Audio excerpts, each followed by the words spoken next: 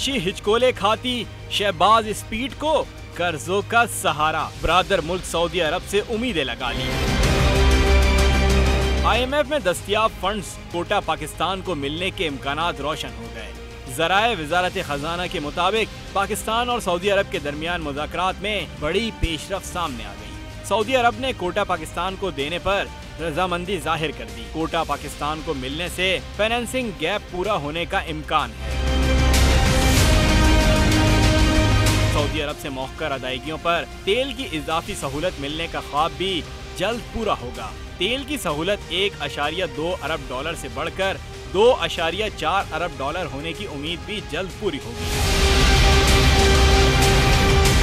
उधर पाकिस्तान की चीन से बेमिसाल दोस्ती भी रंग लाएगी।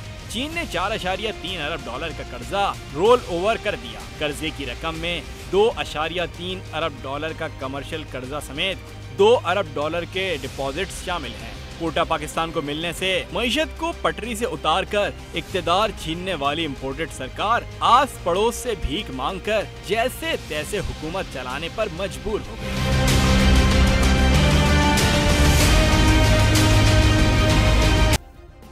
सब्सक्राइब करें और बेल दबाएं ताकि कोई खबर रह न जाए।